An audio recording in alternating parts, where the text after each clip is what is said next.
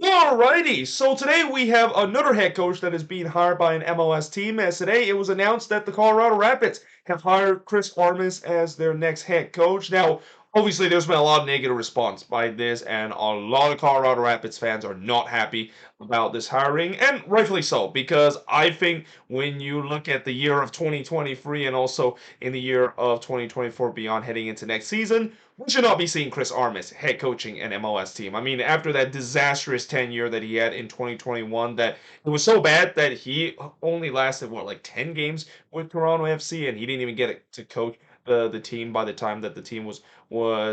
able to play in their home stadium because of the Canadian COVID restriction. And we also know his tenure with the New York Red Bulls, and while it was definitely successful during his first season and he was able to lead the Red Bulls to a Sapporo Shield win and even got them to the Eastern Conference Final. A lot of people are putting a big asterisk because, when Jesse Marsch left the team, he basically laid the foundation, and that team has already had so much talent that to a point where Chris Armas, all he need to do is just make sure he follow the blueprint that Jesse Marsch basically laid for him, and there you go. But obviously, little did we know that he wasn't able to adjust, and that was kind of what turns out to be a downfall of Chris Armas doing his time with the New York Red Bulls. But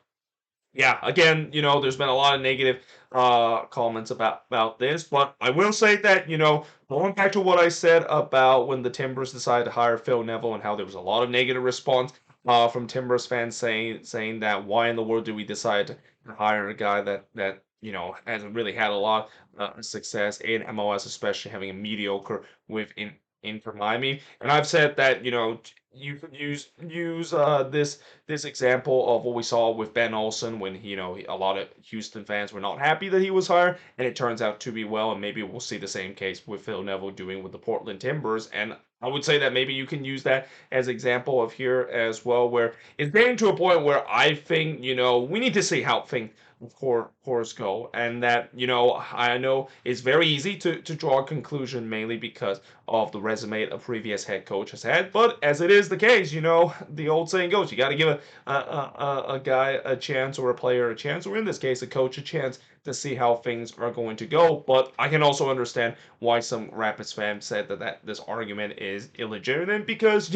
Chris Armas has basically run two teams to the ground. And not to mention, when you look at this Colorado Rapids team, and I've said it in the Moving Forward series episode before, and I'll say it again,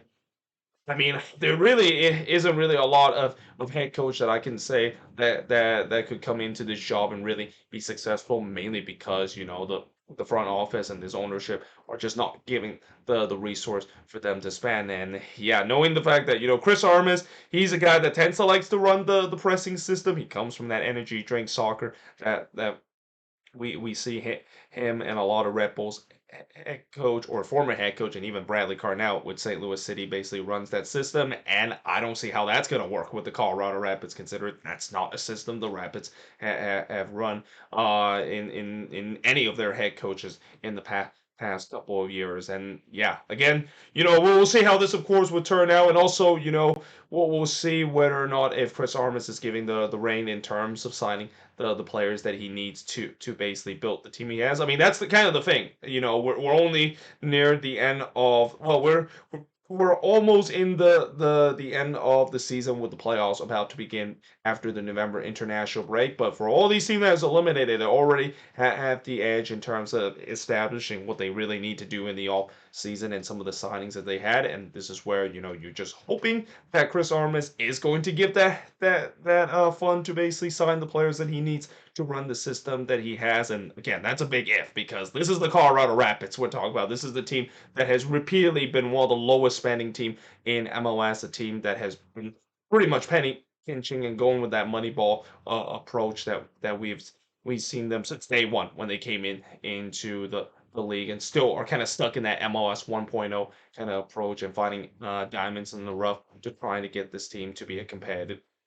team in MLS. So, yeah, again, let me know in the comments below if you're a Rapids fan. What do you think of this? I mean, I'm pretty sure this is definitely not the news that Rapids fans are hoping to hear, considering, again, Chris Armas, he is definitely a guy that is not very well loved in the MLS